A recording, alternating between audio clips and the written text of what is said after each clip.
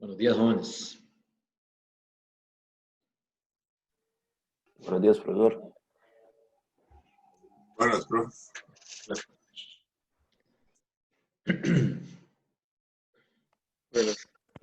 Hola, vamos a continuar con el material. Habíamos quedado en el tema de movimiento circular. Entonces, para la clase de hoy lo que pienso hacer es comenzar haciendo un par de problemas de movimiento circular y después pasamos a ver el tema que falta digamos, de este examen, que es el tema de movimiento relativo. Entonces, vamos a comenzar haciendo un problema sobre movimiento circular uniforme. Es un problema bastante sencillo. Lo que quiero es ilustrar, digamos, el uso de las ecuaciones en el caso del movimiento circular uniforme. Entonces, el problema dice así, dice, un astronauta está girando en una centrífuga que tiene un radio de 5.2 metros.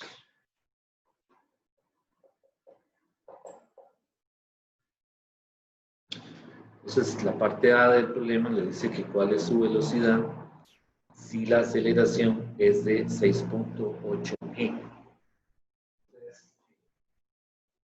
La aceleración se refiere a la aceleración centrípeta. Y el 6.8 g, lo que me está diciendo es que en esa centrífuga la aceleración centrípeta es 6.8 veces la aceleración de la gravedad, ¿verdad? Recalco eso porque algunas veces en problemas de examen ponen un ejercicio así y piensan que es que la G son gramos. Y vean que aquí todavía no estamos usando masa cinemática, ¿verdad? Entonces, en cinemática, cuando usted vea 5.1, cualquier factor multiplicado por la G se refiere a que es un múltiplo de G, ¿verdad?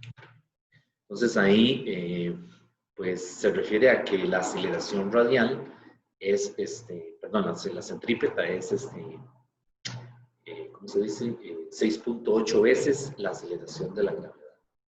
Okay. ¿Y cuánto vale la aceleración tangencial? Es un problema, es cero, ¿verdad? Es un movimiento circular uniforme. Entonces, aquí la velocidad tangencial es cero, digo, cero es constante. Y la aceleración tangencial es cero. Okay. Entonces, en estos problemas también necesitamos identificar, ¿verdad?, el tipo de movimiento circular.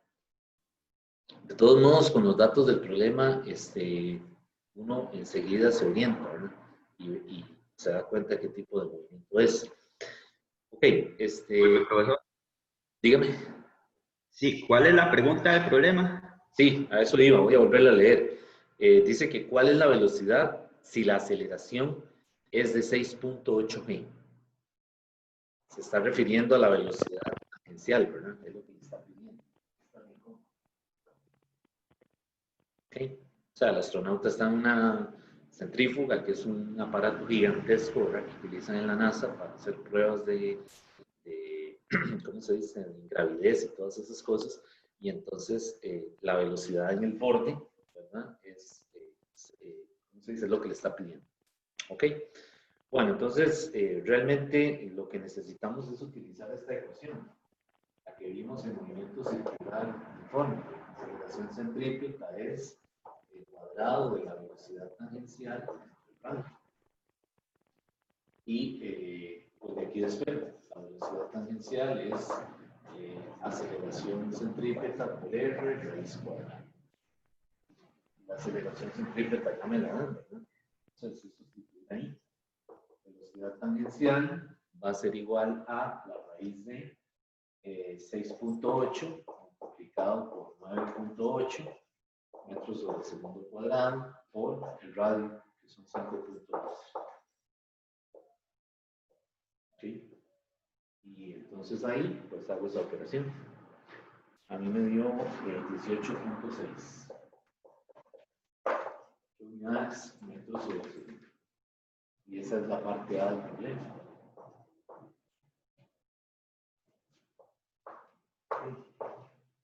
Y la parte B, pues lo que le dice es que cuántas revoluciones por minuto se requieren para producir esta aceleración. O sea, ¿cuántas revoluciones por minuto? Entonces, recuerden que las revoluciones por minuto se refiere a las vueltas, ¿verdad? Cuando hablamos de una revolución, nos referimos a una vuelta que da la partícula. Y vean que aquí estamos enfatizando el hecho de que se trata de una partícula, que más adelante en el curso, recuerden que vamos a ver el modelo del cuerpo rígido. Entonces vamos a tener ya no una partícula, sino un disco, por ejemplo, una rueda, digamos, que está dando vuelta, que se compone de muchas partículas que están en posiciones fijas. Entonces, el análisis es muy similar, solamente que ahora tenemos que tener, es decir, en mente que no se trata de un cuerpo rígido, sino que es de una partícula.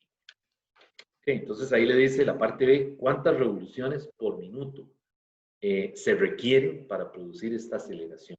Entonces le está sugiriendo que calcule el periodo, ¿verdad? Porque recuerden que revoluciones por minuto son las vueltas que la partícula hace, ¿verdad? Cada minuto. Entonces aquí lo que hago es que calcule el periodo, y el periodo lo puedo sacar de aquí, ¿verdad? Es un movimiento con velocidad constante. Pues la velocidad tangencial es la distancia recorrida, que es la circunferencia del tiempo empleado para hacer una vuelta.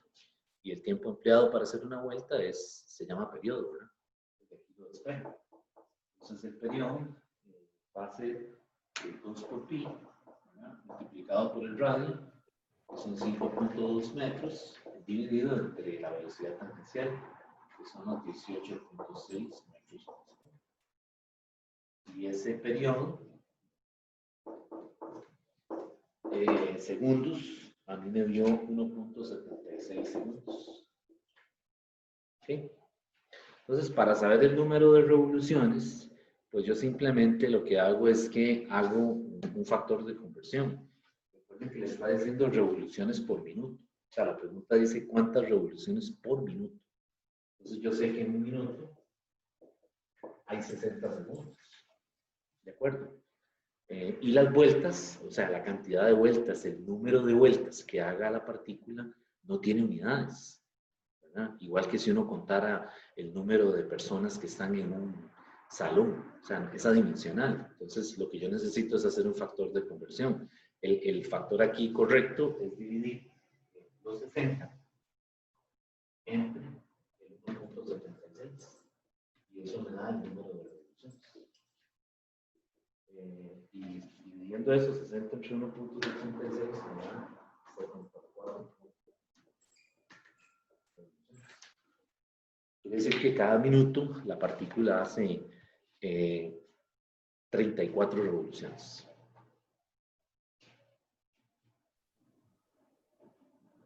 Entonces, imagínense cómo está girando eso, ¿verdad? No sé si han visto esa centrífuga, ¿verdad? Es un compartimento largo, cilíndrico, ¿verdad? Es decir, ocupa un salón que es del tamaño de una plaza de fútbol, ¿verdad? Es gigantesco, ¿verdad? Entonces, pueden cambiar la velocidad a gusto, ¿verdad? Para estudiar los efectos de ingravidez, ¿verdad? Y efectos fisiológicos, ¿verdad? Por supuesto, digamos, la persona que está siendo sometida a esas pruebas, ¿verdad? Pero vean la cantidad de vueltas, ¿verdad? 34 vueltas. Y imagínense en el radio son 18.5 metros, ¿verdad? Fuera de todo lo que necesita el equipo, ¿verdad? Para funcionar, todo lo que está alrededor, ¿verdad? Bueno, ese es un problema de movimiento circular cuando la rapidez tangencial es constante. Vamos a hacer ahora uno en donde se trata de un movimiento circular no uniforme, para más o menos ver la diferencia con los datos que aparecen. Por lo general, cuando se trata de un movimiento circular no uniforme, o sea que la velocidad tangencial va cambiando, por lo general le dan una función, le dan, qué sé yo, la longitud del arco en función del tiempo, o la velocidad en función del tiempo, para que uno pueda derivar, ¿verdad? Aplicar la derivada, la regla de derivación, y calcule, qué sé yo, ya sea la velocidad o la aceleración, dependiendo de lo que tenga. Profesor, una consulta. En este caso, sabemos que una centrífuga siempre va a tener un movimiento circular uniforme, entonces. Sí, a menos de que la redacción le diga que, qué sé yo, que hay cambios en la velocidad o le sugiera que la velocidad tangencial es No con uniforme. el tiempo. Tendría que decírselo, ¿verdad? Ok, gracias. Hay problemas que no se lo dicen, pero uno lo puede, es decir, lo puede, ¿cómo se dice? Intuir, ¿verdad? Del fenómeno físico. Que se le están diciendo que es la Luna orbitando alrededor de la Tierra, pues de ahí es un movimiento con velocidad constante, ¿verdad? Es una aproximación, ¿verdad? Realmente no es así, pero es decir, para efectos de hacer algo, es decir, de hacer algún problema, tenemos que considerar esa rapidez tangencial constante, ¿verdad?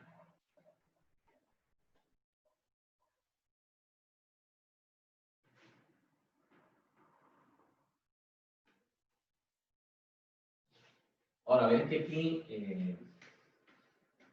hay una palabra que yo no he comentado, ¿verdad? Que es el caso de eh, una palabra muy común que es la de fuerza centrífuga. Entonces vean que aquí no estamos calculando aceleración centrífuga, porque realmente eso no existe. Es decir, no es una cantidad vectorial, es un efecto que se produce en el movimiento circular. ¿De acuerdo? Entonces, cuidado, la palabra centrífuga no está asociada con ninguna cantidad vectorial que hemos estudiado. Yo en ningún momento la he mencionado. Yo he hablado siempre aquí de fuerza, de aceleración centrípeta. Y esa palabra quiere decir dirigida hacia el centro de la trayectoria, ¿verdad? Centrífuga es el efecto que experimenta una partícula o un cuerpo sometido a un movimiento circular. Por ejemplo, cuando vamos en un carro, ¿verdad? Vamos en el asiento del acompañante, sí, en el asiento del acompañante, al lado del conductor, y el conductor toma una curva muy rápida. Entonces, ¿qué es lo que uno observa? ¿Qué es lo que uno, digamos, experimenta? Tiende a irse hacia la puerta, ¿verdad? Entonces, realmente eso no es una fuerza, vectorialmente hablando, sino que es un efecto. Algunas veces le dicen pseudofuerzas, pero no son, es decir, no son cantidades matemáticas como las que estamos, o sea, no son vectores, porque no es un vector. Entonces, de hecho, hay un aparato ahí en el hospital, la centrífuga, ¿verdad? También le llaman así, que es un aparato que se utiliza para poner los tubos de ensayo donde tienen las muestras de sangre, ¿verdad? La centrífuga lo que hace es que sedimenta el plasma de la sangre, es decir, lo separa, ¿verdad? Y obviamente pueden cambiar la velocidad, ¿verdad? Pero cuando lo están sedimentando, es decir, cuando están separando el plasma, mantienen una rapidez constante. Le dicen centrífuga, ¿verdad? Pero, es decir, no está asociado con las cantidades con las que estamos trabajando aquí. Bueno, entonces,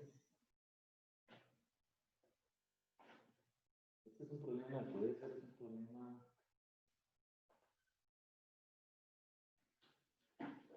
Es un problema del Alonso, que creo que está recomendado. Es el problema 541.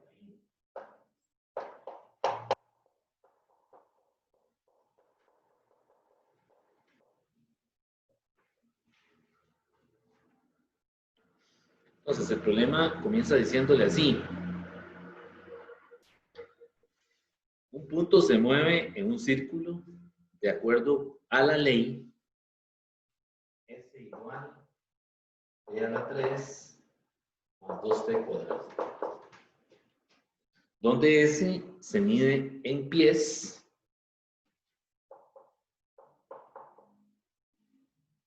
y a lo largo del círculo y t en segundos. ¿Ok? Entonces, lo siguiente que le dice es que si la aceleración total del punto o de la partícula es es 16 por la raíz de 2, 10 por segundo. Cuando t es 2 segundos, o calcule el radio, a R, ¿verdad?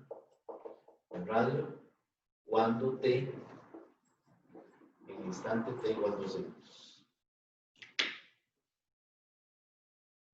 Vamos a volverlo a leer. Dice, un punto se mueve en un círculo de acuerdo a la ley S igual T a la 3 más 2T cuadrado, en donde S se mide en pies a lo largo del círculo, ¿verdad? S es la longitud de arco, ¿verdad? Y T está en segundos.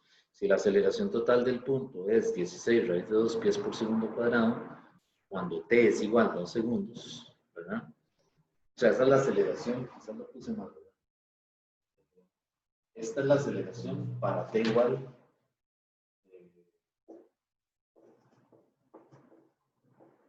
a 2 segundos. ¿Ok? Entonces le dice calcule el radio del círculo. Entonces le está pidiendo la R. ¿Okay? Entonces, este es un caso, un problema en donde el movimiento es circular no uniforme, ¿verdad? Enseguida nos damos cuenta porque nos están dando una función de la longitud de arco. ¿Ok? Y nos están diciendo que tiene aceleración total, ¿verdad? Recuerden que la aceleración total es el vector resultante de la centrípeta y la tangencial, ¿verdad? Entonces ya por ahí nos están diciendo que la velocidad tangencial no es constante, ¿ok? Y que la aceleración tangencial no es cero, ¿ok? Bueno, entonces, ¿cómo hacemos para resolver este problema? Con las fórmulas que vimos la clase anterior, ¿verdad? Es decir, yo ahí lo que haría es que calculo la velocidad tangencial.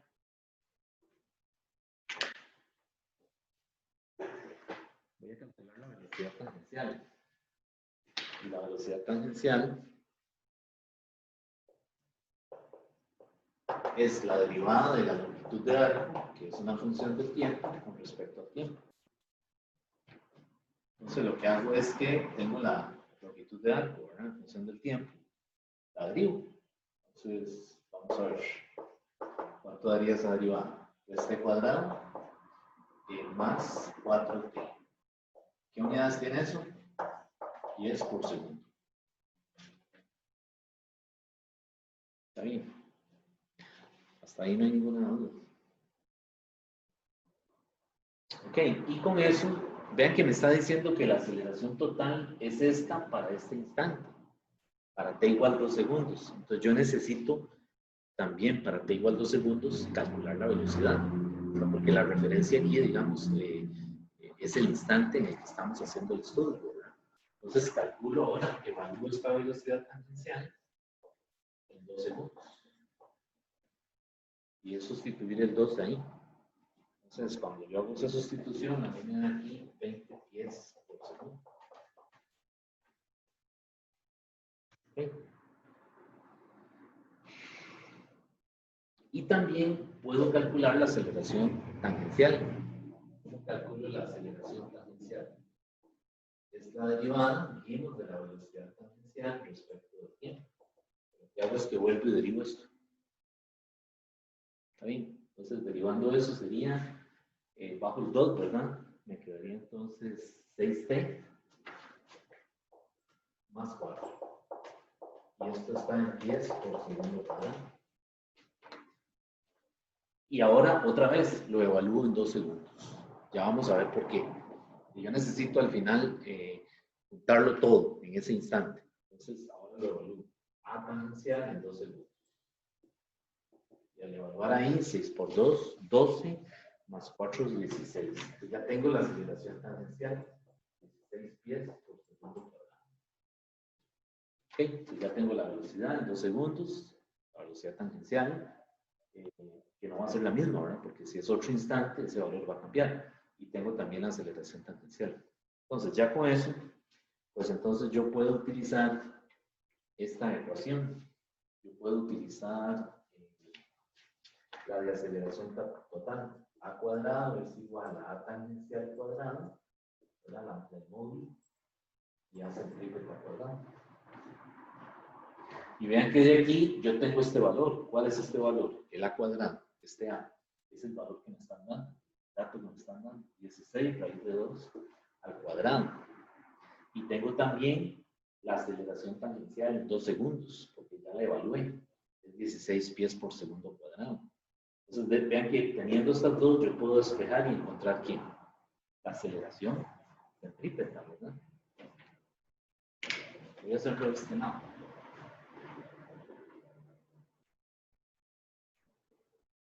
Entonces, despejando la aceleración centrípeta,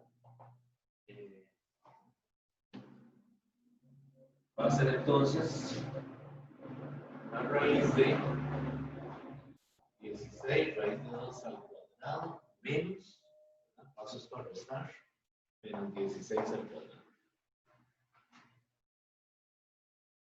Y esta aceleración centrípeta, eso a mí me da, si lo hice bien, 16 pies por segundo cuadrado.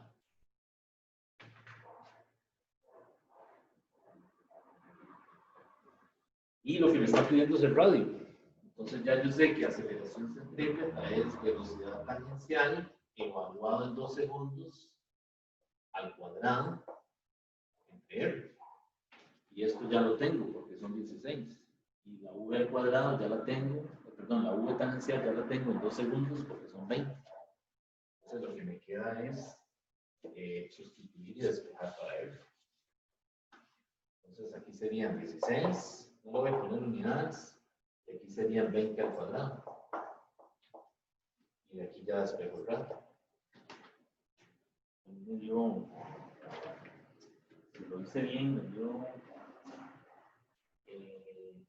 25. ¿Qué unidades tienes, jóvenes? Pies. Pies. ¿Sí? Entonces, si lo queremos pasar a metros, si lo quieran a uno, haga la respuesta en metros, pues un pie son 0.3048 metros. Eso está en las tablas de proporción, ¿verdad? Y entonces cancelo pies y eso me da 7.62 metros. Y ahí está el radio. Entonces vean que ese es un caso en donde tenemos un movimiento circular no uniforme, ¿verdad? Entonces en este problema pueden cambiarle los datos, ¿verdad? Le podrían decir, qué sé yo, que el problema le comiencen dando la velocidad y no la longitud de arco, ¿verdad? O le pueden comenzar dando la aceleración, alguna de las aceleraciones, ¿verdad?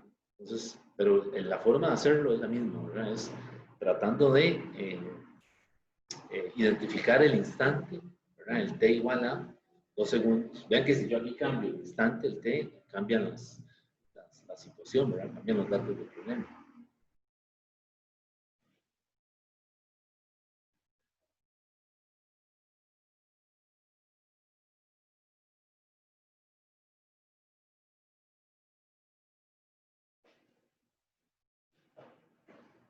Les voy a dejar uno ahí para que lo hagan. Los datos que es muy parecido a este.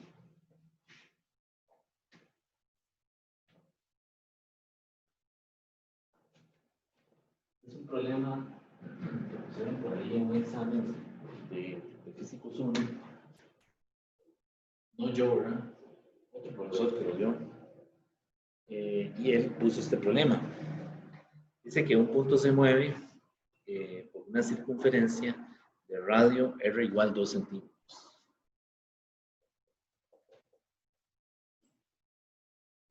¿Okay? Dice la relación entre el camino recorrido y el tiempo viene expresada por la ecuación S igual C mayúscula, y le dice que C es una constante que es igual a 0.1. Es igual a 0.1. Entonces, lo que él le dice ahora, lo que le pide, es que calcule la aceleración normal. Cuando escuchen esa palabra, aceleración normal, también se refiere a aceleración centrípeta. Recuerden que, ¿por qué le dicen normal? Porque recuerden que la aceleración centrípeta siempre es perpendicular aquí, a la velocidad tangencial, ¿verdad? Entonces, por eso le llaman normal. Entonces, cuando escuchen esa palabrilla, también se refiere a aceleración centrípeta. Entonces, el problema le dice hallar las aceleraciones normal y tangencial. O sea, está pidiendo la AC.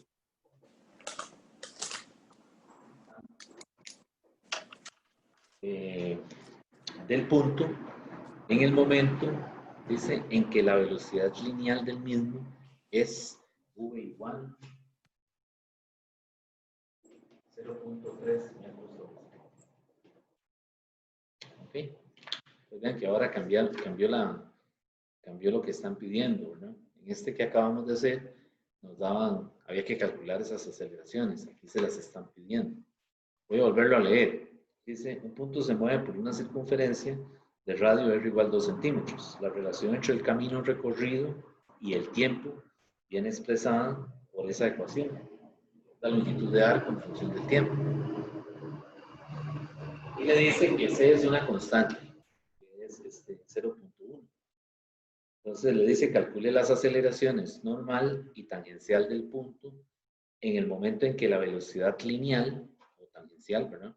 Del mismo es 0.3 metros por segundo. Esta es la parte A del problema, hallar las aceleraciones. La parte B, la pueden hacer de primero, es decir, no hay orden aquí. Es que le dice que cuáles son las unidades de C.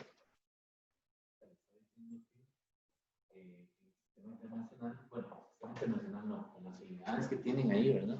¿Cuáles serían las unidades de C, ¿verdad? ¿Qué creen ustedes? ¿Qué unidades debería tener C? Vean que esto está en centímetros, ¿verdad? Y esto está en segundos al cubo. Entonces, para que esto tenga las unidades correctas, ¿qué tendría que ser? Tendría que ser las unidades de S divididas entre las unidades de tiempo a la 3.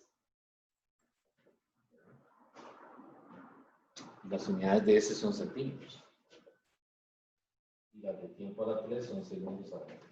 Por lo tanto, esta constante son centímetros por segundo a la 3. Pues algunas veces también piden eso, ¿verdad? Le dan una constante y le dicen, escriba cuáles son las unidades. Pero es sencillo, ¿verdad? Pues haciendo el análisis dimensional. Ok, y le dice que calcule esas dos cosas, la aceleración centrípeta y la tangencial. A mí la centrípeta me dio, esta a mí me dio 4.50. 4.5 metros por segundo al cuadrado. Yo lo pasé al sistema internacional. Y esta me dio 0.06 metros sobre segundo al cuadrado.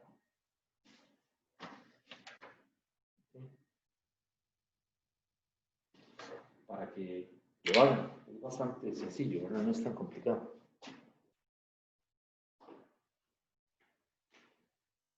Bueno, entonces, ¿hay alguna pregunta, alguna duda de este material?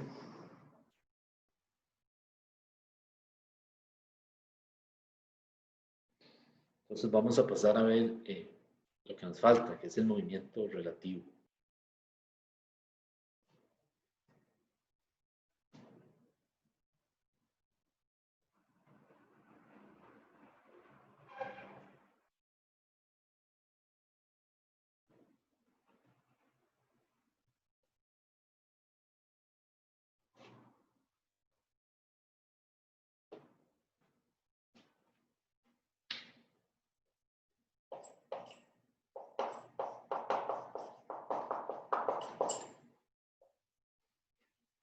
Movimiento relativo.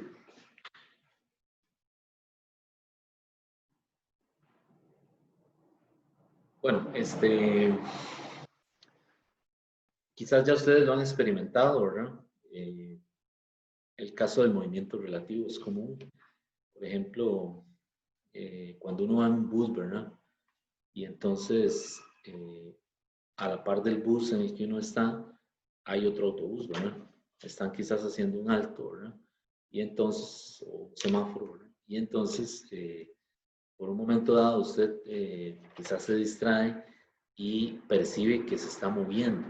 O sea, que el bus en el que usted está se está moviendo. Pero cuando usted vuelve a ver por la ventana, no sé si les ha pasado, realmente el bus que se está moviendo es el otro, ¿verdad? Entonces, eso es un efecto del movimiento relativo, ¿verdad? Es decir, hay dos observadores, uno que está en un bus y el otro, ¿verdad? Entonces, la pregunta aquí es, ¿qué descripciones hacen ambos observadores en sistemas de referencia distintos respecto al movimiento, ¿verdad? Entonces, de eso se trata el movimiento relativo. Es decir, no hay un sistema de referencia absoluto, sino que el movimiento realmente es un concepto relativo, ¿verdad? Ya que debe siempre referirse a un sistema no absoluto, sino particular de referencia escogido por el observador. Y entre sistemas de referencia hay montones, ¿verdad? La Tierra es un sistema de referencia para los astrónomos, ¿verdad? Que estudian, qué sé yo, las estrellas y todo eso. Por ejemplo, qué sé yo, para los físicos que estudian la estructura del núcleo, ¿verdad? Físicos atómicos, qué sé yo, el movimiento de los electrones, el sistema de referencia es el núcleo. Entonces, no hay un sistema de referencia absoluto, como lo querían establecer los físicos en el siglo XIX. ¿Verdad? Ellos querían establecer un sistema de referencia en donde todo movimiento estuviera, digamos, o se estudiara desde ahí. Entonces, en esa época, estamos hablando del siglo XIX, se les ocurrió la idea de hacer, es decir, de introducir una nueva sustancia en el espacio que se llama el éter. ¿Verdad? No sé si han escuchado eso, la teoría del éter. Es decir, los físicos de esa época y los filósofos pensaban que el espacio que rodea a la Tierra, ¿verdad? El espacio exterior, no estaba vacío, sino que la Tierra estaba y los planetas y todo estaban inmersos en una sustancia inmaterial, ¿verdad? Que llamaron éter. ¿Verdad? Entonces el éter es una idea que viene desde los griegos, ¿verdad? Y en el siglo XVIII comenzó a tener fuerza y en el siglo XIX todavía más, ¿verdad? Es decir, los físicos de esa época pensaban definitivamente que el éter existía, ¿verdad? Y entonces tenía unas propiedades rarísimas que le tuvieron que poner para que la física que estaban, digamos, creando en ese momento se acomodara a esas ideas, ¿verdad? Por supuesto, el éter no existe, es ficticio. Y a comienzos del siglo XX hubo un experimento muy famoso, el experimento de Michelson-Morley, que luego lo van a estudiar en física moderna, que definitivamente echó al piso, ¿verdad?, la idea de la existencia del éter. ¿De acuerdo? Entonces, cuando se comprobó realmente que eso no existía, ¿verdad?, pues entonces se dieron cuenta que efectivamente no hay un sistema de referencia predeterminado, es decir, uno que tenga más preferencia que otro, sino que depende de lo que se esté estudiando. Entonces, así se tiene que escoger ese sistema de referencia. Bueno, entonces, cuando nosotros hablamos de velocidad relativa, como les decía, el ejemplo de dos pasajeros que vayan en buses distintos, nos referimos al hecho de que necesitamos que esas dos personas, o esos dos observadores, sean capaces de describir el movimiento desde cada uno de sus sistemas de referencia. Y no solo eso, no solo describirlo, sino que también tienen que estar ambas descripciones en completo acuerdo. Es decir, lo que yo veo y mido desde mi sistema de referencia tiene que estar en acuerdo con lo que el otro observador vea o describa, ¿verdad?, en otro sistema de referencia. Por ejemplo, alguien que esté en una plataforma esperando el tren, ahí en San Pedro, ¿de acuerdo? Y ese es un observador. Está en un sistema de referencia sobre la plataforma en reposo, que es la Tierra, ¿de acuerdo? Pero el otro pasajero viene en el tren. Él está en un sistema de referencia en movimiento. ¿Ok? Y en ese momento, imagínense que está pasando una avioneta ahí por encima de San Pedro. Entonces, tanto el observador que está en la plataforma, de pie o sentado, pero que está en reposo, ve la avioneta.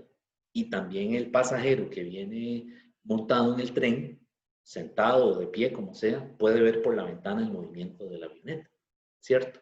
Entonces, la pregunta crucial aquí es, ¿qué describe el que está en reposo en la plataforma y qué describe el que está en el tren, que está en movimiento?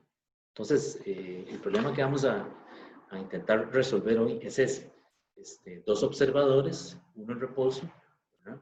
Que le vamos a llamar el observador O, y otro en movimiento, que le vamos a llamar el observador O'. ¿Okay?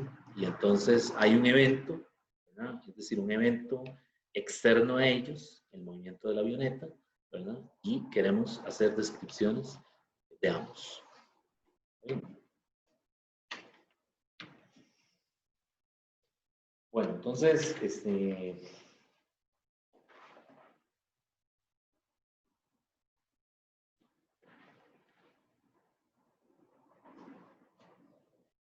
cuando yo hablo de movimiento relativo en un sistema de referencia,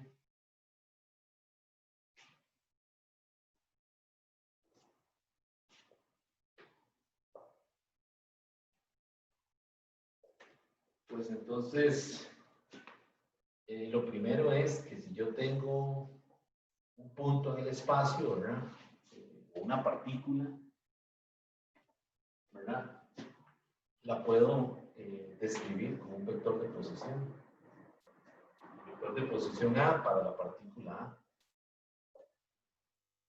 Y puedo tener otra partícula que la describo como el vector de posición B. Y esa es la partícula B. Vean que son dos partículas en el espacio, ¿verdad? Cada una de ellas está localizada por su vector su correspondiente vector de posición, y cada una de ellas tiene su propia velocidad. Por ejemplo, esta tiene una velocidad v, y esta tiene una velocidad va. Entonces ven que a cada partícula se le asigna en cinemática su vector de posición y su velocidad y también su aceleración. ¿Ok? Son tres vectores o tres coordenadas que van a describir, o cuatro más bien, que van a describir el movimiento. ¿Por qué cuatro? Porque es la posición, la velocidad, la aceleración y el tiempo. ¿De acuerdo?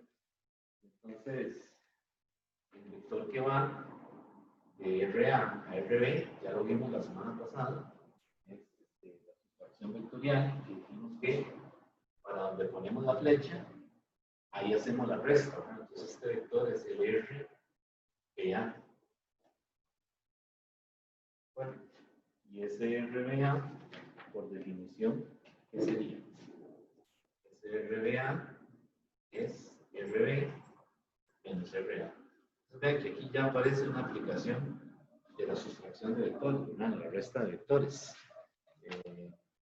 Como que vimos de aquello que vimos de que cuando tenemos dos vectores, ¿cómo se dice? Concurrentes y coplanares, ¿verdad? Que están en plano, o no necesariamente, el vector que uno se fija en el sentido, ¿verdad?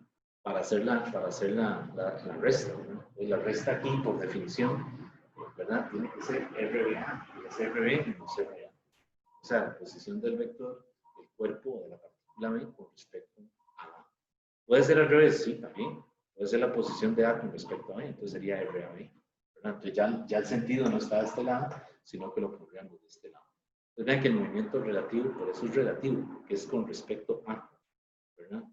Entre dos partículas o entre dos cuerpos, ¿en cuál estoy yo para describir el movimiento del otro? ¿Está bien? Bueno.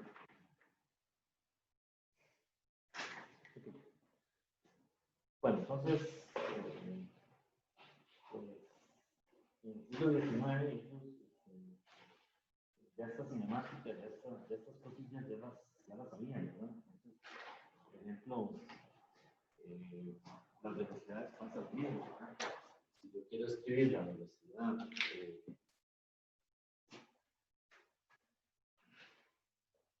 de uno respecto del otro, pues tengo que respetar el orden de las letras, ¿verdad? Entonces, si yo me refiero a la velocidad de A, ¿verdad? Es el dr a, la posición de A respecto al tiempo. Y la velocidad de B es la posición de B respecto al tiempo. ¿Verdad? Entonces, igual, si yo quiero escribir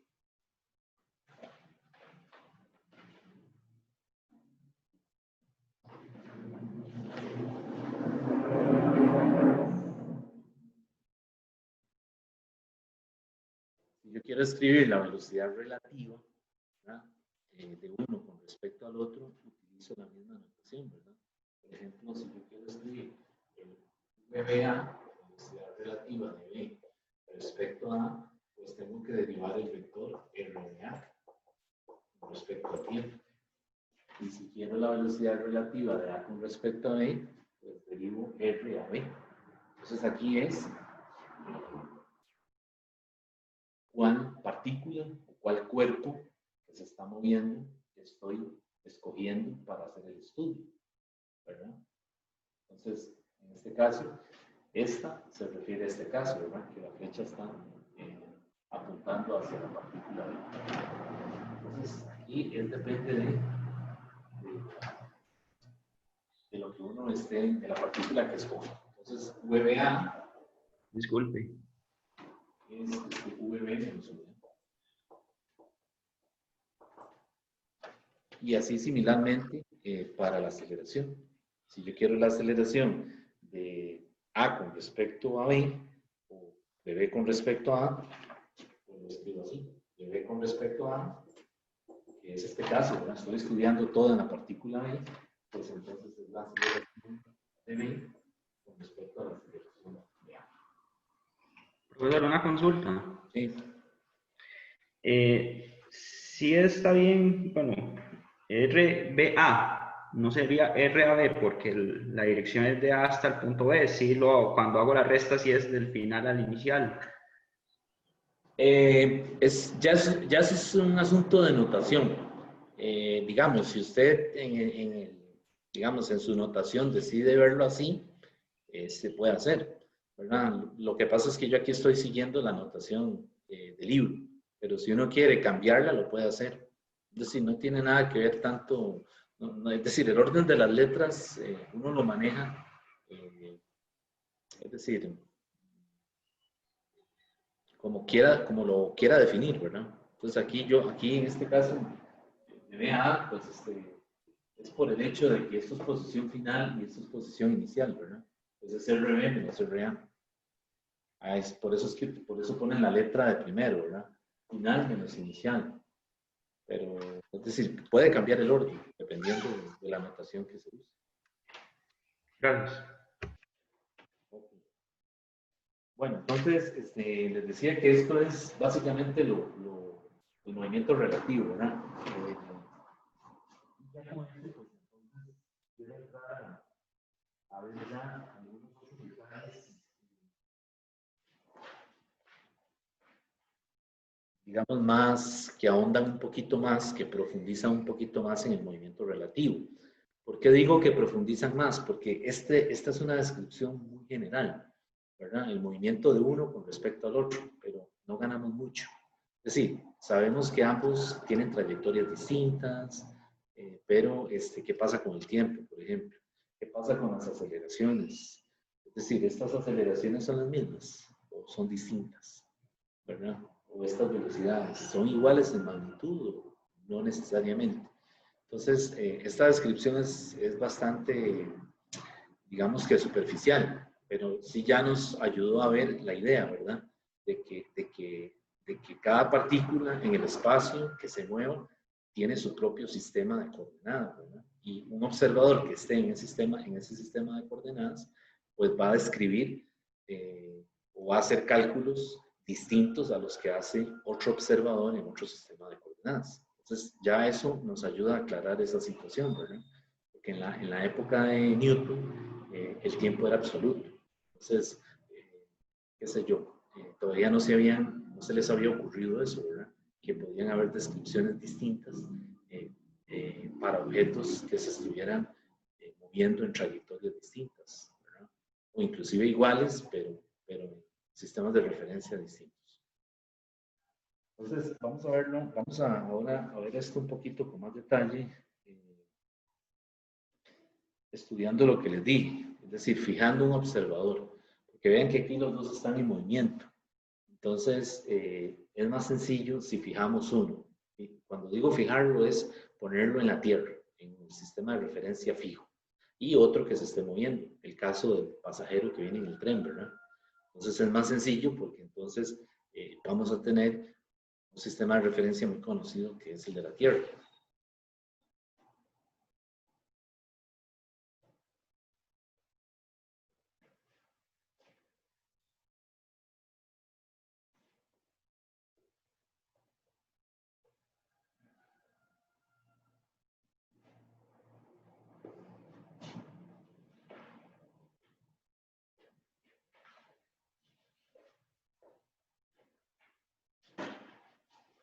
Bueno, esto que vamos a ver es el movimiento relativo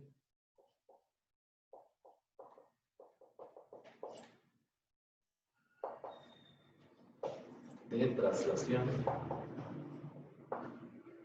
del polo. O sea, suponemos que el observador que se mueve lo hace con velocidad constante, ¿verdad? O sea, es un marco de referencia donde la rapidez es constante.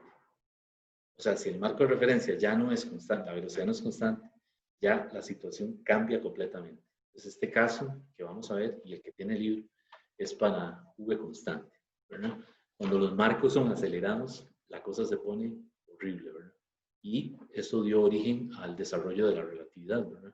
La relatividad general, que fue la idea genial de Einstein, ¿verdad? Entonces, tenemos dos sistemas de referencia. Los voy a poner paralelos, es decir, uno encima del otro. Entonces, esto es Y'. Esa notación no tiene nada que ver con derivadas. X y X' están paralelas. Y voy a tener el sistema de referencia O, en donde tengo un observador y el sistema de referencia O', en donde tengo otro observador. Entonces, este sistema de referencia es el que está aquí, está en la Tierra. Es el pasajero que está en la plataforma, en la estación, esperando el tren. Y este es el que viene en el tren, o en un carro, ¿verdad? ¿De acuerdo? Entonces, en esta dirección está el vector unitario y prima. Y en esta dirección está el vector unitario. Entonces, todo lo que hagamos en este sistema de referencia es sin primar, sin ponerle la prima. Todo lo que hagamos aquí para distinguirlo de este es poniéndole la notación de prima, que nuevamente no tiene nada que ver con derivadas, ¿verdad? Okay. Entonces, pues resulta que ambos observadores ven un evento en el espacio, que es el punto A, el avión que les decía yo. Entonces, con respecto al origen del observador, O' también. Entonces, este vector de posición que ve ese evento para el observador O es R, para el observador O' es R'. Entonces, este es, por ejemplo, qué sé yo, un pájaro, ¿verdad? Que va volando cerca de la estación del tren, o un avión, o una avioneta. Cualquier cosa que se esté moviendo que no esté que no esté en ninguno de los dos sistemas, ¿verdad? Obviamente. Y bueno, aquí hay una proyección, porque lo estamos viendo en el espacio.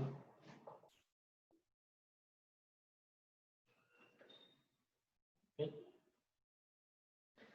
Y entonces, vean que aquí tenemos que decir algunas cosas de esta figura. Lo primero es que los observadores O y O' se mueven uno con respecto al otro, ¿verdad? Con un movimiento de traslación uniforme. Eso no quiere decir que ambos se muevan, ¿de acuerdo?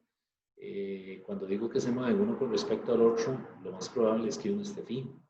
Sin embargo, dependiendo del sistema de referencia donde usted esté, los efectos son distintos. Si usted va en un tren, ¿verdad? En el último vagón, ¿qué es lo que observa con respecto a la estación cuando usted sale? Si usted está en ese sistema de referencia, lo que usted va a ver es que la estación se aleja de usted, aunque uno es el que va en movimiento, pero realmente el observador lo que percibe es el efecto de que la estación está echándose o está moviéndose hacia atrás. ¿De acuerdo? Entonces, por eso hablamos de que se mueve uno con respecto al otro, aunque alguno de los dos sistemas esté en reposo, como por ejemplo este. ¿Okay? Entonces, en este caso, el observador O o sea, el que está en el marco de referencia en reposo, ve a O' moverse con una velocidad V. El sistema de referencia se mueve con una velocidad V. Ya dijimos que es en magnitud, que es constante.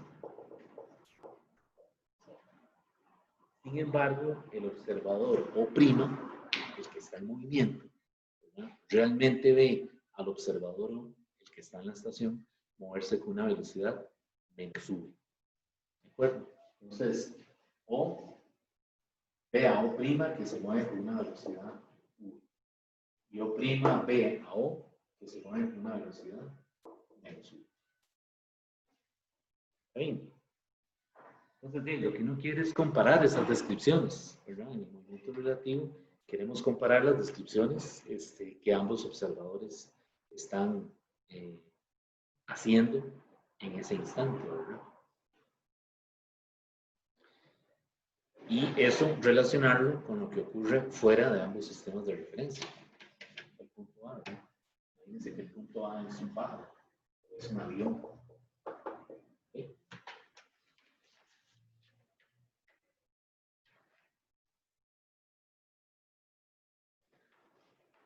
Entonces, bueno,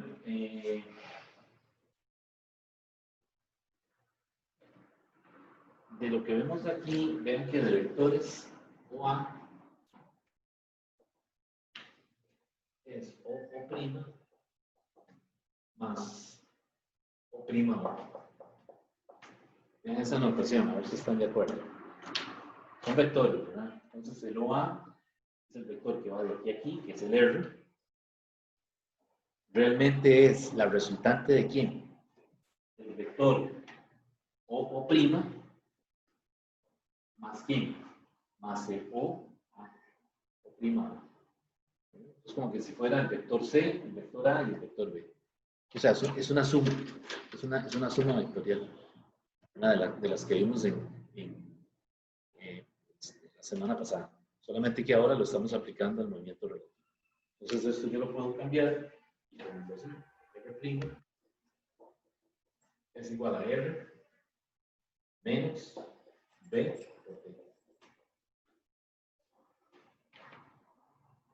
¿Verdad?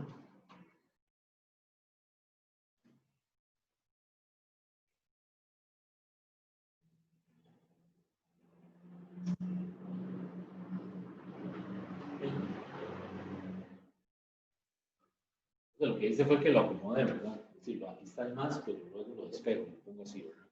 Lo necesito así porque quiero ver qué describe el observador que está en el marco de referencia en movimiento con respecto al que está en el marco de referencia en reposo. Y entonces de aquí, recuerden que en vectores,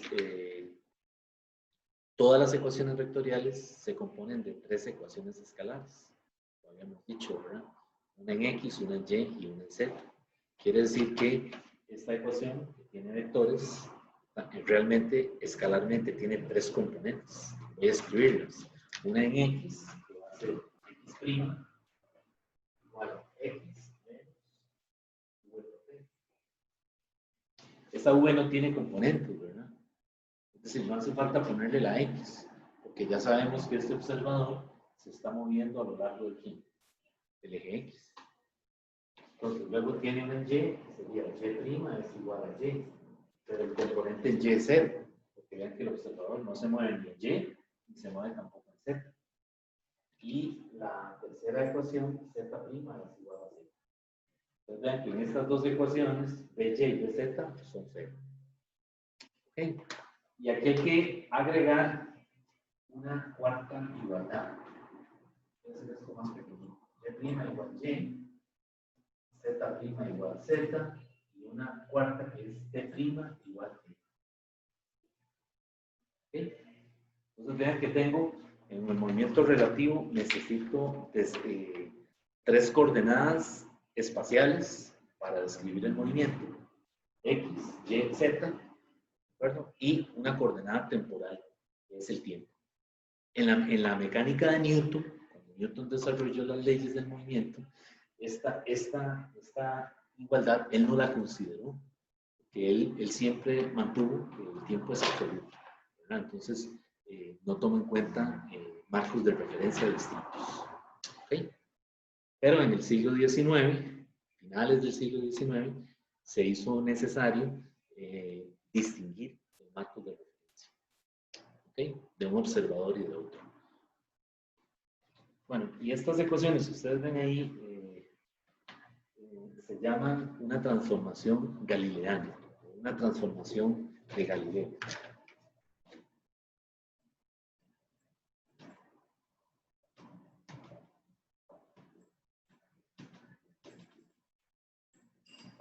Una transformación galileana. Y se utilizan para resolver problemas de movimiento relativo, es decir, de un cuerpo con respecto al otro, ¿verdad? Vean que aquí solo estamos describiendo la posición, ¿verdad? Pero si uno deriva estas ecuaciones, ¿qué va a pasar? Que también tiene la velocidad. Entonces, en el caso del pasajero que está en la estación y el que va en el tren, yo conozco de ambos la posición y puedo también conocer la velocidad derivando la posición, ¿verdad? Entonces, ya tenemos la descripción completa, ¿verdad? Lo que hace falta es un caso particular para resolverlo, ¿verdad? Entonces, en el caso de las velocidades, pues es lo mismo, ¿verdad? Es derive cada término, ¿verdad? Y al derivar cada término, nos va a quedar ahora una transformación de velocidades. Voy a ponerla por aquí, derivando esto, y esto, y esto, y esto. Bueno, esta no hace falta, tiempo no, estas tres. Me va a quedar lo siguiente.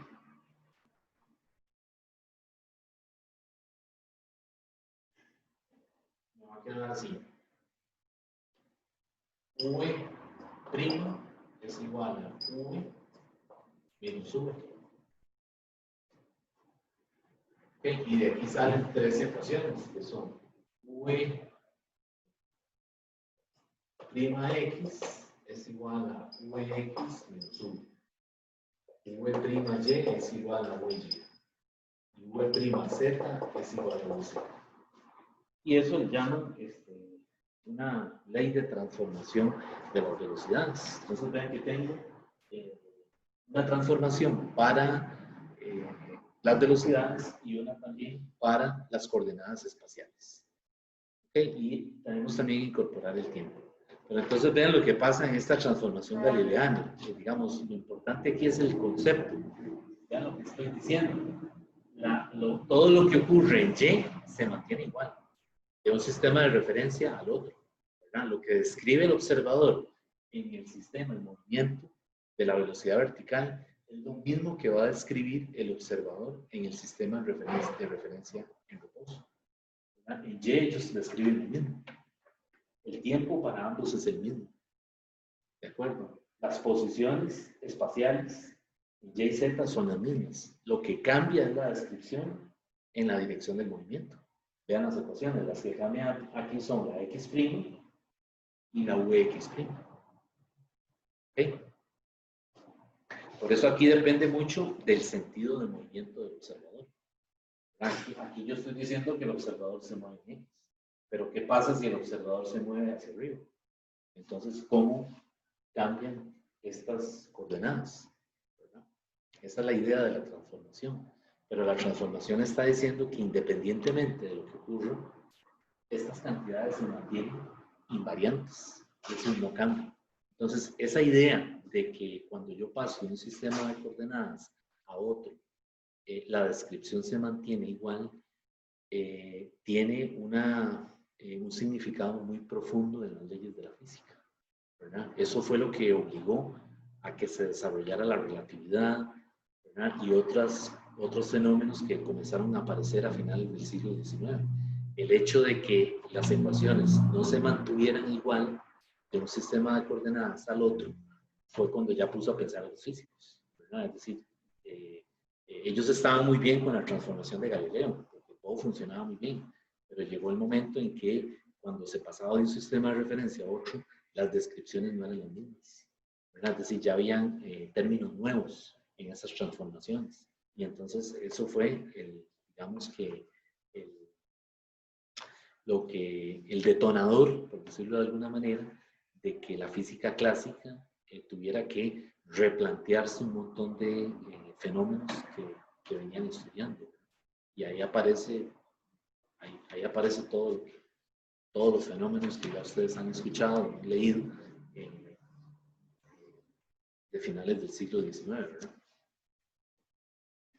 Entonces, realmente la historia está en esto, en los sistemas de coordenadas, ¿verdad? Cuando ya usted pasa de un sistema a otro, haciendo una transformación y las cosas o las variables no se parecen de un sistema a otro, ya ahí eso fue lo que produjo el cambio, ¿verdad?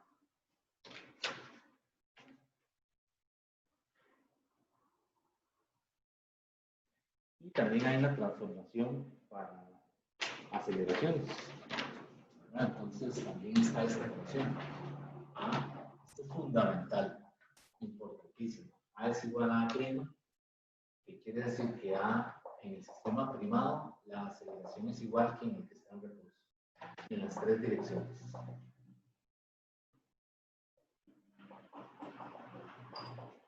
Estas tres ecuaciones, ¿verdad? O solo esta de ahí, esa produjo una revolución hasta el día de hoy, ¿verdad? Que fue el desarrollo de la relatividad general, ¿verdad? Que ya esto es cuando hablamos de un sistema de referencia o un marco acelerado, ¿verdad? En donde la aceleración es constante. Entonces, pues lo que está diciendo esta transformación es que ambos observadores describen la misma aceleración, independientemente del tipo de movimiento, es decir, de la trayectoria. Y también es independiente de si uno está en reposo o si los dos están en movimiento. Ambos observadores en sus laboratorios de estudio, ¿verdad? En sus sistemas de referencia, cuando calculan la aceleración, a ambos les da lo mismo. ¿De acuerdo? Y eso fue lo que tuvo una repercusión gigantesca en las leyes de la física. Es decir, se trajo todo lo que conocían hasta el momento abajo, ¿verdad? Tuvieron que replantear todo otra vez. Entonces, esto es un postulado, ¿verdad? En relatividad, que más o menos el enunciado dice así: la aceleración de una partícula es la misma para todos los observadores en movimiento relativo de traslación uniforme. O sea, siempre que V sea constante, ambos describen las mismas aceleraciones. Entonces aquí lo que se dice en física es que la aceleración permanece invariante, ¿no? Se usa esa palabrilla, permanece invariante cuando se pasa de un sistema de referencia a otro, ¿verdad? De O a O', ambos observadores calculan la aceleración y les tiene que dar lo mismo. Esa es la idea, digamos, puesta de la forma más sencilla. ¿Okay? Ahora, vean que todo esto es, por eso lo subrayé, cuando ya lo borré, es traslación uniforme, o sea, velocidad constante. Si ya nos estamos moviendo en sistemas de referencia que están cercanos a la velocidad de la luz, todo esto que está en la pizarra no sirve de nada. Es decir, esto funciona para velocidades que están muy por debajo de la velocidad de la luz, que sería un avión, un tren, ¿verdad? Cualquier cosa que los sentidos, que el ojo humano perciba. Si ya, por ejemplo, se trata de un movimiento, de una partícula relativista, un electrón, ¿verdad? O la luz, los fotones, por ejemplo, ya esto no funciona. Es decir, se vino al piso y entonces, más adelante, en física 4, hay unas transformaciones que describen esto mismo, ¿verdad? Los sistemas de referencia, pero cuando se mueven a velocidades cercanas a la velocidad de la luz. Por ahora nos vamos a quedar con que U es constante y es una velocidad que la percibe el ojo humano.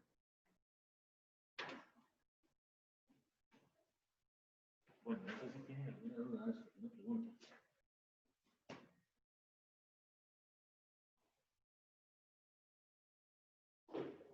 Bueno, entonces, haciendo un resumen, para velocidades muy por debajo de la velocidad de la luz, tenemos tres transformaciones, ¿verdad? La transformación galileana, y de ahí sale derivando una transformación de velocidades y también sale una transformación de aceleraciones. ¿Okay? Y esa es, digamos, una transformación clásica, clásica porque se desarrolló en esa época, cuando todavía la física estaba, si no se habían comenzado a estudiar ese montón de fenómenos que aparecieron a finales del siglo XIX.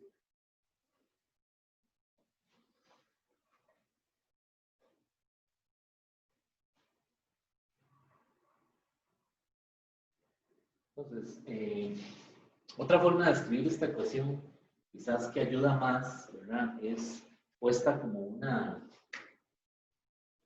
relación vectorial, ¿verdad? PO es igual a PO'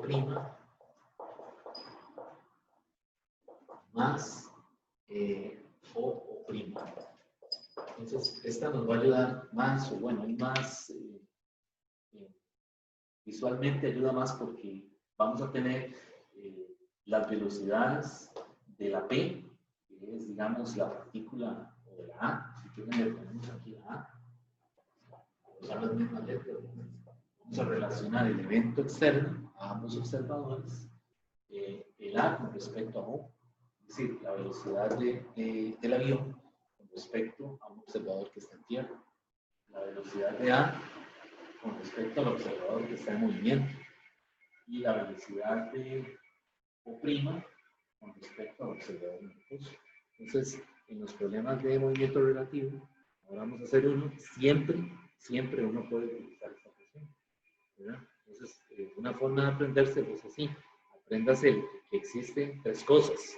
El evento, yo le llamo el evento, ¿verdad? El evento es lo que está fuera de los observadores, un avión, un pájaro, lo que sea, ¿verdad? El viento, el agua de un río, si es un bote que va cruzando un río.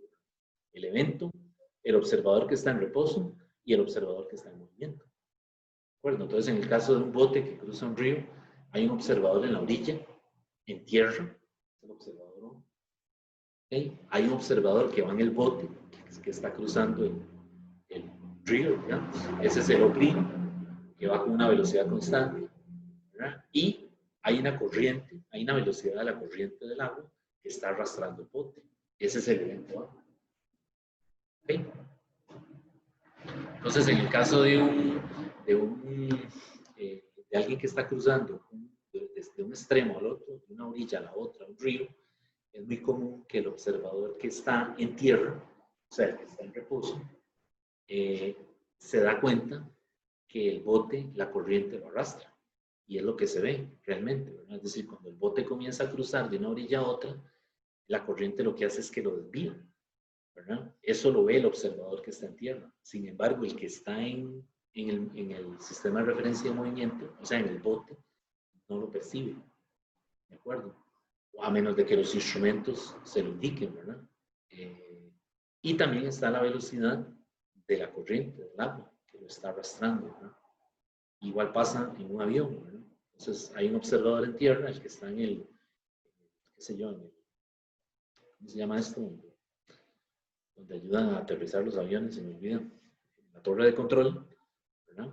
Está el piloto que va en el avión y está, por ejemplo, la velocidad del aire. Entonces, el evento es, la A es en este caso el aire, ¿verdad?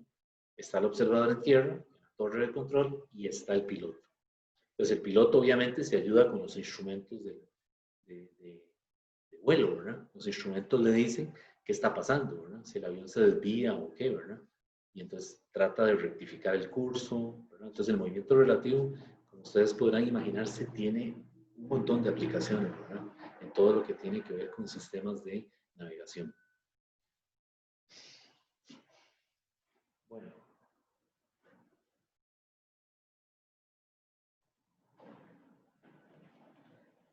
Bueno, no sé si hay alguna pregunta de este material de movimiento relativo. Vamos a hacer un problema, ¿verdad? Para tratar de aterrizar estas ideas. Pero básicamente esto es, digamos, el movimiento relativo visto desde una transformación de Galileo, ¿verdad? En donde la rapidez es constante.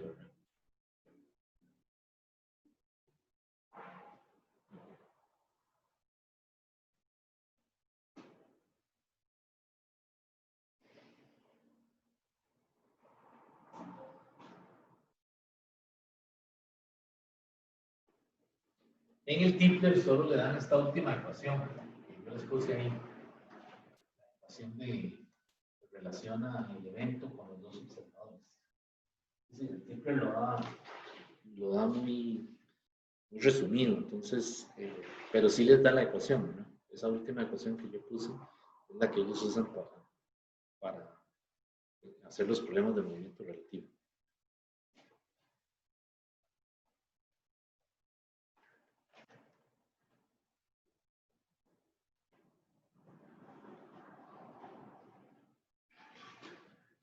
Bueno, como un paréntesis, para el que le interese este tema, ¿verdad? La relatividad, la escuela tiene dos cursos de relatividad que son optativos, relatividad general 1 y 2, y los da un especialista de la escuela,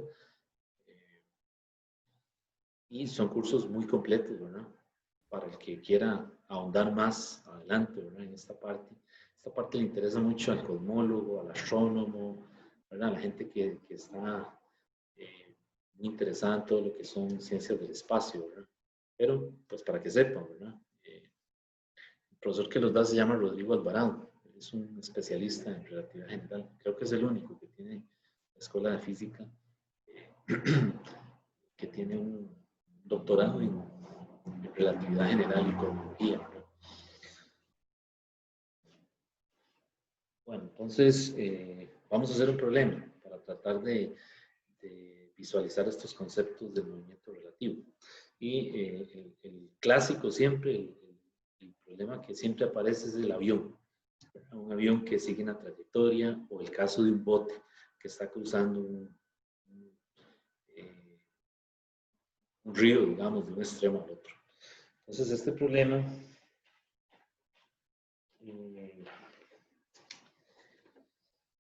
este es un problema del Resnick, pero ahí en el Tipler hay parecidos, ¿verdad? El problema dice así: la brújula de un aeroplano indica que va directo al este. El indicador de la velocidad del aire marca 215 kilómetros por hora. Okay. Vean que aquí el aire es lo que yo llamé el evento, el punto A, ¿verdad? Entonces dice un viento continuo. Vamos a ver si lo estoy diciendo bien. Sí, luego dice un viento continuo de 65 kilómetros por hora está soplando directo al norte. ¿Ok? Entonces la parte A del problema le dice que cuál es la velocidad del aeroplano con respecto a tierra. Y la parte B le dice si el piloto desea volar directo al este, hasta dónde debe enfilar, es decir, hasta dónde debe cambiar de dirección, o qué tiene que leerse en la brújula para que mantenga esa dirección, es decir, para que siempre vaya enrumbado hacia el este. Entonces, ya casi lo volvemos a leer el problema. Yo sé que la primera vez uno no coge todas las ideas, pero sí en estos problemas es muy importante que se haga un dibujito, ¿verdad? Que haga un dibujito, ¿verdad? Dibuje el avión, haga un sistema de referencia sobre todo, donde lo rotule, ponga X, Y, ¿verdad? O ponga este, norte, para que usted se ayude con la solución del problema. Matemáticamente, es decir, en términos de dificultad, son muy fáciles, porque realmente son sumas de vectores, y es lo que hicimos la semana pasada. O sea, ya usted sabe sacar una resultante, sacar la dirección, ¿verdad? Con la tangente. Es decir, eso es lo que vamos a hacer aquí. Solamente que lo que tal vez cuesta un poquito más es interpretar la lectura, ¿verdad? Es decir, darse cuenta qué es lo que está ocurriendo. Entonces, voy a hacer el dibujo y lo volvemos a leer el enunciado para tratar de ir aclarando. Entonces, vamos a ir a la parte A.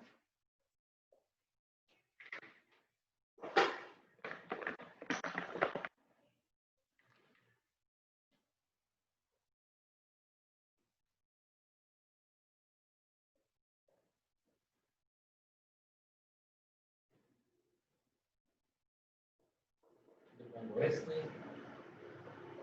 no.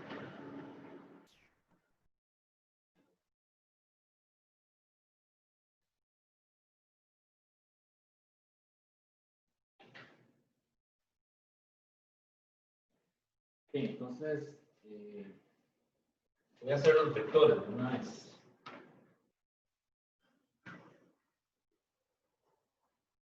Este es el V. PA. Voy a poner aquí P, avión. Aire. Y G.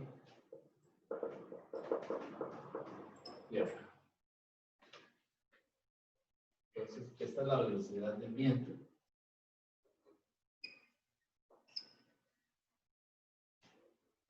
El aire con respecto a la Tierra. Vamos a volverlo a leer. Digamos, ese es el dibujito que uno debería poder hacer, identificar esos vectores. Entonces, dice así, la brújula de un aeroplano indica que va directo al este. ¿Okay? El indicador de la velocidad del aire marca 215 kilómetros por hora.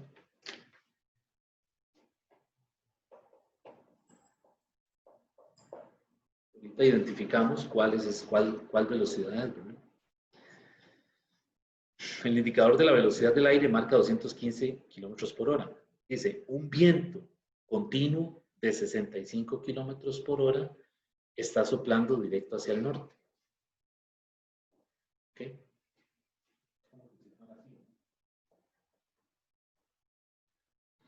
Ahí. Entonces, ¿qué va a pasar ahí? Bueno, dice que cuál es la velocidad del aeroplano con respecto a tierra. Entonces, si hay un viento que está soplando en esta dirección, ¿qué esperaríamos nosotros? Bueno, esta es la velocidad del avión con respecto al aire. Esta es la velocidad del aire con respecto a tierra. ¿Y qué va a pasar?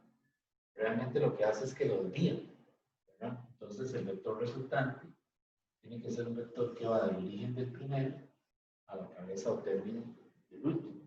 Y esa sería la velocidad del avión con respecto a tierra. Aquí hay un ángulo. Bien. Entonces es un aeroplano que vuela hacia el este, ¿verdad? Pero ¿qué pasa? La velocidad del viento lo va a desviar, ¿verdad? Con respecto al observador que está aquí. El observador percibe eso. O sea, el que está en tierra se da cuenta. Y el que va en el sistema de referencia de movimiento, los instrumentos se lo indican. Pero como quiera, vean que se trata de una situación en donde hay una suma de vectores, ¿verdad? La velocidad del avión es el este, la velocidad del viento que lo desvía, y pues ahí hay un vector resultante, que es el vector, que es la velocidad del avión con respecto a la Tierra. ¿De acuerdo? Entonces, el aeroplano va hacia el este, pero ¿qué pasa? Es empujado por un viento que tiene dirección hacia el este. Entonces, usamos la ecuacioncita que les dije, ¿verdad? La que relaciona el evento, ¿verdad?, con el observador en tierra y con el observador en movimiento. Entonces, ¿cuál sería la forma aquí? V, usando los índices, sería VPG es igual a VPA más VAG.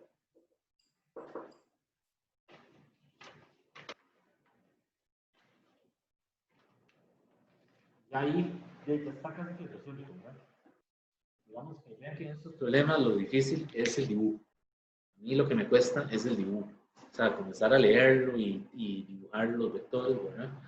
Pero una vez que ya uno ve el triángulo, enseguida se da cuenta que tiene que hacer, ¿verdad? Tiene que sacar la magnitud usando Pitágoras y el ángulo calculando, es decir, sacando la tangente. Eso es lo que voy a hacer ahora. La magnitud sería, usando Pitágoras, VPG es la raíz cuadrada de VPA más VAG. Vean que uso las U's curvas, ¿verdad? Para tratar de recordar o ayudarme a recordar que estos son los módulos. El módulo de la rapidez, el módulo de la velocidad, por ejemplo, el módulo de la velocidad. Entonces aquí sustituyo. VPG sería la raíz de VPA. ¿Quién es PA? Son los 215, ¿verdad? La velocidad del avión con respecto al observador. Perdón, con respecto al aire. O sea que serían 215 al cuadrado más 75 al cuadrado, raíz cuadrada. Y eso me da 225. Profe, ¿de dónde salió ese 65? Es un dato del problema. El problema dice que es un viento continuo de 65 kilómetros por hora que está soplando directo hacia el norte. O sea, este es el viento que tiene una velocidad de 65. Y esta es la velocidad que lleva el avión de 215 hacia el este. Entonces, el viento cuando le da al avión, al fuselaje, lo que hace es que lo desvía. Y los instrumentos le indican enseguida al piloto que el avión se está desviando. Entonces, se desvía, ¿verdad? Un ángulo alfa. ¿Está bien? Sí. Okay. Y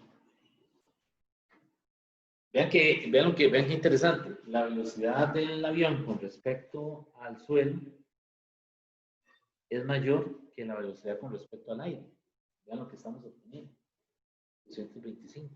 Y con respecto al suelo es ¿cuánto? 215. Y es lo que se ve experimentalmente, ¿verdad? Cuando se desvía un avión o un barco, su velocidad aumenta. Porque es el efecto combinado de la velocidad del observador en movimiento y la velocidad de la corriente de agua o de la corriente de aire.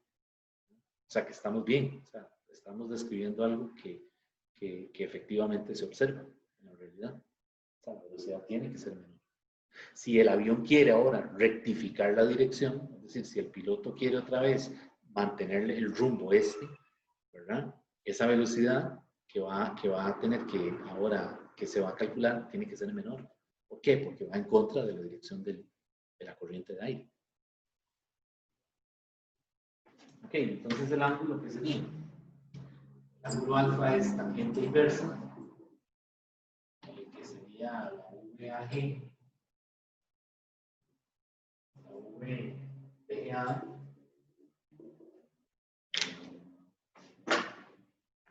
y esto sería tangente inversa de 65 entre 215.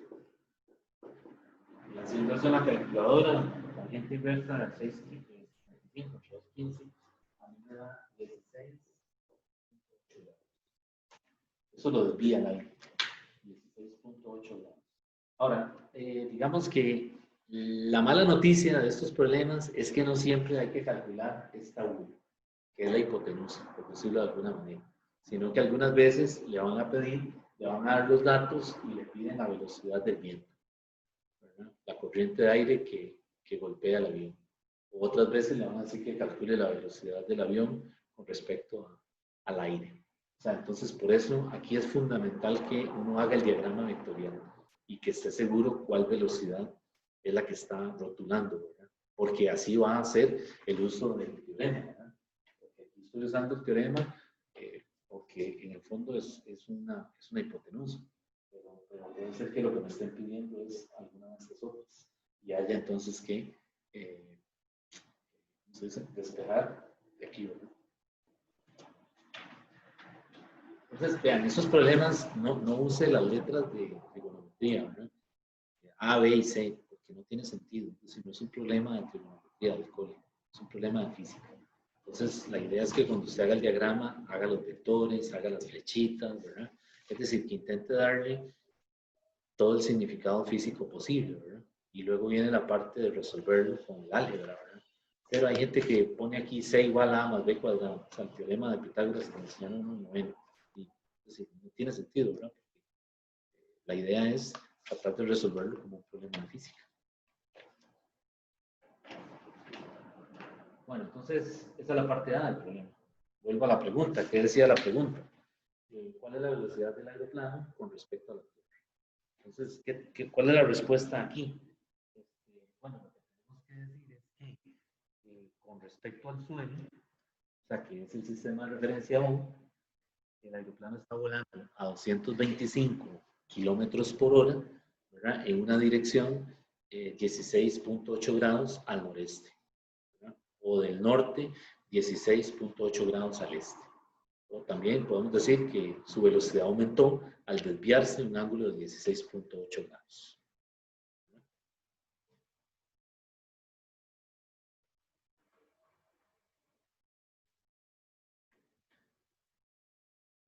Entonces, lo ponemos como una nota aquí, ¿verdad?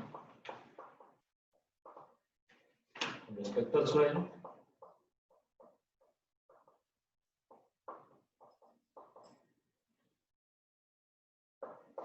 el avión está volando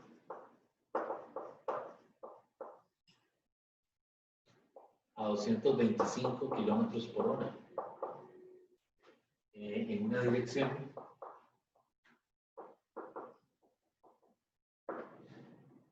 de 16.8 grados noreste.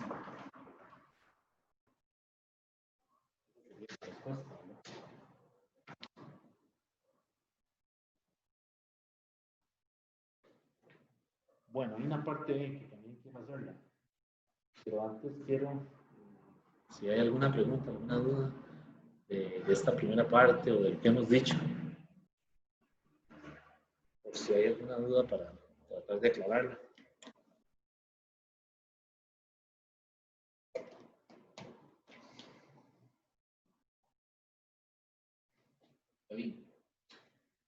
Vean que el álgebra, o sea, la forma, las operaciones no son complicadas, son vectores. Bueno, es una aplicación de los vectores, pero la cosa aquí es la interpretación física, ¿verdad? Es decir, poder hacer el dibujito, como les decía, y dibujar los vectores correctamente, ¿verdad? Una vez que usted tiene el diagrama, que está seguro, ya el álgebra ya sale sola, porque ya usted sabe, digamos, ya saben cómo calcular un vector resultante, o cómo calcular la magnitud. Bueno, entonces voy a pasar a la parte B.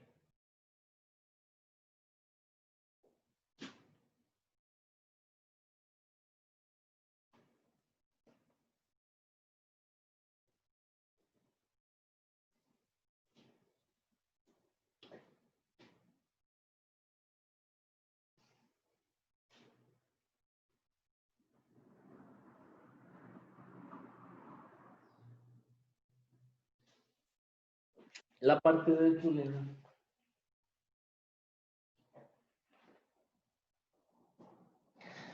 dice ahora, si el piloto desea volar directo hacia el este, ¿verdad?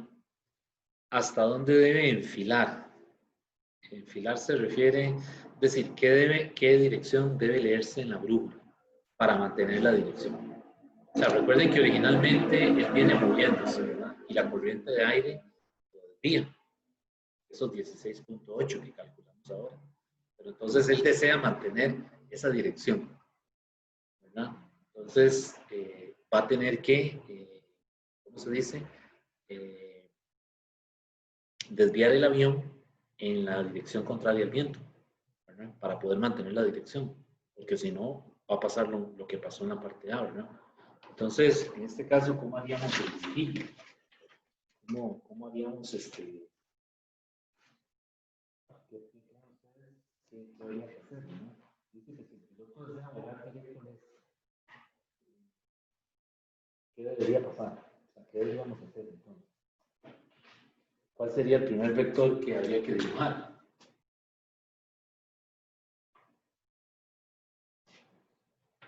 Sería la velocidad del avión con respecto a tierra.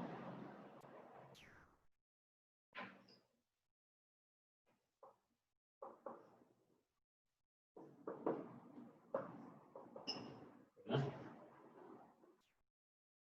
Ese es el primero que hay que dibujar. ¿Y qué pasaría con el viento? El viento sigue apuntando hacia el norte.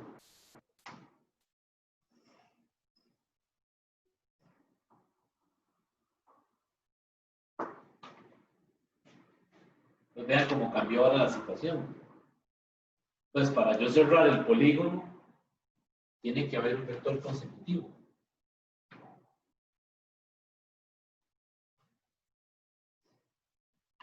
Y esa sería ahora la velocidad del avión con respecto al aire.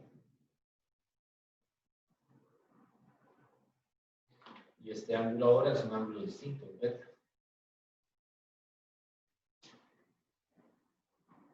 ¿Okay? Y ya aquí, una vez que tenemos eso, se trata de un problema de vectores, ¿verdad?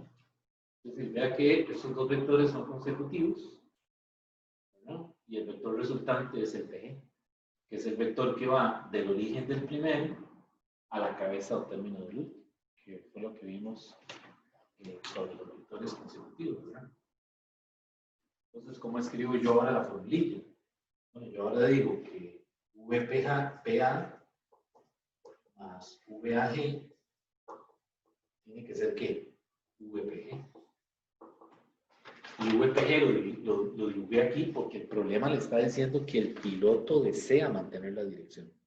O sea, desea mantenerse en la dirección esta. ¿Verdad? No como en el caso anterior, que ya le decían que la corriente lo desviaba. ¿Okay? Y ya una vez que esto está, enseguida ya lo podemos calcular, porque la magnitud de VPG va a ser la raíz de 215 al cuadrado menos 65 al cuadrado. Pues menos aquí, ¿verdad? Y esa velocidad a mí me da 205. Y como debería ser, tiene que ser menor, ¿verdad? Entonces, volando hacia el viento, la velocidad respecto al suelo tiene que ser menor. Y es lo que se ve experimentalmente, es lo que se ve en realidad, o lo que por lo menos dicen los instrumentos, ¿verdad? Okay, y ya una vez que tengo eso, calculo el ángulo. Y el ángulo aquí, ¿qué me sirve usar mejor? En lugar de tangente, seno, ¿verdad? Porque vea que yo puedo aquí usar seno inverso, que es opuesto entre hipotenusa. El opuesto es VAG entre VA.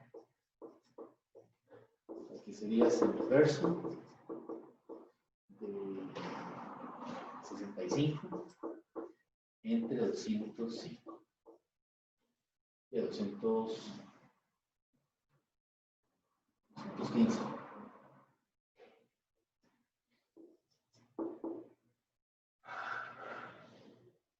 Okay. Y eso a mí me da 17.6 grados. Entonces, la brújula le tiene que dar esa lectura. La pregunta que le hace, ¿qué lectura debe registrarse en la brújula? Pues tiene que estar a 16.7, perdón, 17.6 grados en dirección directa.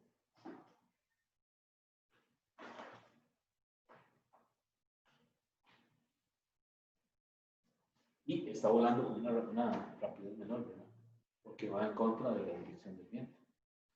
O sea, para poder ajustarlo, mantener ¿cómo se dice? El rumbo, que llaman ellos, tiene que metérsele a la corriente, ¿verdad? Es decir, hacer que el avión, el fuselaje, desviarlo, ¿verdad? Para que la misma corriente produzca el efecto de volverlo otra vez a poner tiene que volar contra el viento para mantener ese rumbo.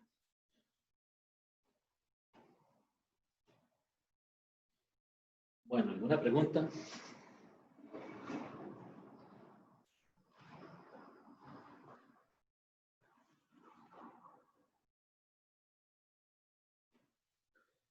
¿Está claro?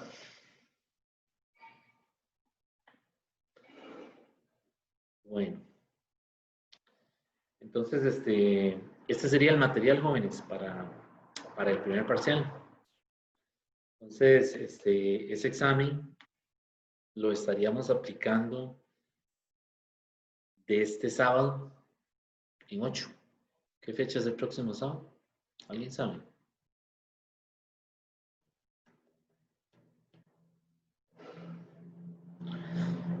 Vamos a ver. Creo que jueves es 22. 23. El sábado Sí, 23, sí. 23. Sí, 23. Este sábado que viene es 16. Entonces sería del sábado en 8. Este sábado en 8, correcto. Gracias, profe. Sí, entonces lo estaríamos aplicando el sábado 23. Habíamos dicho, lo vamos a abrir a mediodía, ¿verdad? Y lo vamos a cerrar como tipo 5 de la tarde. Entonces la idea es que hayan vamos a poner eso por escrito, ¿verdad? Hay unas indicaciones en la plataforma. Pero entonces se los cuento desde ya, es decir, van a ver, qué sé yo, 5 minutos o 10 minutos creo para leer las instrucciones, 3 horas para la ejecución de la prueba, 3 horas para 5 problemas y 1 hora creo y 45 para subir los problemas a la plataforma. O sea que van a tener, yo siempre les doy 15 minutos para subir cada problema a la plataforma. Qué mentira que uno dura 15 minutos, ¿verdad? Salvo que el internet esté dando problemas, ¿verdad? Por eso es que se está dando más tiempo, pero digamos, si todo está funcionando, el problema se sube en cuestión de 2 minutos, ¿verdad? Una vez que ya usted lo tiene escaneado. Pero estamos dando más tiempo, mucho más tiempo por aquello, ¿verdad? Tratando de prever esas situaciones anómalas que se puedan presentar, que se vaya la luz, que se caiga el internet, no sé, ¿verdad? Pero otra vez quiero insistir, ¿verdad? Es decir, hay gente que coge la hora y 15 de subir los problemas también para resolverlos. Y resulta que cuando faltan 2 minutos para las 5, comienza a subirlos, los 5 problemas. Y se cerró la plataforma y no pudo subirlos. Pues ya me manda un correo y me echan una historia, un cuento chino, ¿verdad? Que enseguida me doy cuenta que es una mentira. Y entonces resulta que es que se pusieron 5 minutos a subir todo y la plataforma se cerró, ¿verdad? Entonces, por favor, ¿verdad? Es decir, Profe, pero digamos, eso es que, digamos, si yo resuelvo el examen, no sé, pongamos el ejemplo, en 10 minutos y subo todos los problemas, cosa que no va a pasar, claramente. ¿La plataforma lo permite o solo hay un lapso de tiempo para que la plataforma me deje subir los problemas? no, no. Es decir, ella está abierta. Es decir, usted hace un problema, como había dicho la otra vez, usted hace un problema y enseguida que lo escaneó y lo decide subir o lo quiere subir, ya lo puede hacer. Es decir, no Ok, es que la ok. plataforma tiene tiempo para subirlos y otro tiempo para la ejecución. No, todo el tiempo es uno solo, solamente que yo doy ese tiempo adicional por el asunto de que puede haber algún fallo, ¿verdad? Se va la luz o lo que sea, tratando de prever eso. Pero hay gente que coge la hora y 15 minutos adicional también para, o sea, sigue resolviendo el examen, ¿verdad? Y se espera hasta última hora, hasta faltando 5 minutos y ahí es que ya se dio cuenta que no pudo resolver el problema o lo que sea, porque hay gente que tiene esa mala costumbre, ¿verdad? Se queda hasta el final, ¿verdad? Dándole vuelta a algo y entonces ya cuando lo va a subir resulta que la plataforma se cerró. Entonces me vienen a mí a decir, me mandan 5 correos con copia hasta el Papa, ¿verdad? Diciéndome que es que, ¿verdad? Pegándome una mentirota y es que realmente no, lo comenzaron a subir tarde porque la plataforma me da a mí la información. Me da toda la información de todo lo que ustedes están haciendo ahí en tiempo real. Entonces me dicen que es que se fue la luz y mentira, es que comenzaron a subirlo a las 4:55, ¿verdad? Entonces, eso es lo que hay que evitar, ¿verdad? Es decir, coja sus 3 horas para hacer el examen y después su tiempo para subirlo, pero vaya midiéndose, ¿verdad? Es decir, por eso hay estudiantes que me dicen a mí, profesor, yo enseguida que hice un problema, enseguida lo escaneo y lo subo. Ya yo sé que ese está ahí en la plataforma. ¿Verdad? Entonces van subiéndolo poco a poco, ordenadamente, ¿verdad? Esa es la idea. Pero bueno, entonces, Y, profe, sí, dígame. usted va a estar, digamos, como en algún lugar para poder hacerle preguntas sobre algún enigma que no entendemos o algo así. Sí, digamos, yo voy a estar igual disponible por el correo electrónico, o sea, por el correo de la U, digamos. Entonces, si en algún momento hay alguna duda, surge alguna duda, yo voy a estar esa tarde, yo voy a estar ahí disponible. No sé si las 3 horas, porque realmente lo que establece la escuela es las 2 horas las 3 horas de ejecución del examen, ¿verdad? Entonces, vea que son más de 3 horas, pero por lo menos las primeras 3 horas yo voy a estar ahí, pendiente de lo que me escriban, si hay alguna duda, para tratar de aclararla a través de la vía oficial, que es el correo de la U, ¿verdad? Y pues cada problema va a tener su espacio para que usted lo suba en ese espacio correspondiente. Traten de ponerle una nomenclatura que sea, digamos, qué sé yo, puede ser sus iniciales, problema 1, sus iniciales, problema 2, como quieran, ¿verdad?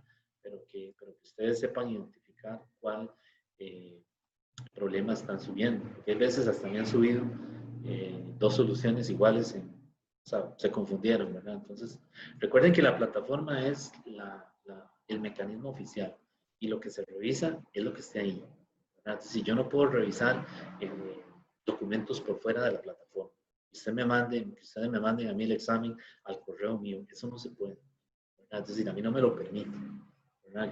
Yo me veo un problema también si acepto esas cosas, porque si después más adelante pasa alguna situación, a mí me van a jalar el aire, me van a decir, ¿y por qué usted revisó ese examen fuera de la plataforma? Y entonces ya entran los problemas de que, ¿verdad? Ya el semestre pasado hubo casos así, y entonces eso es un problema, ¿verdad? Entonces recuerden que cuentan lo que está en la plataforma.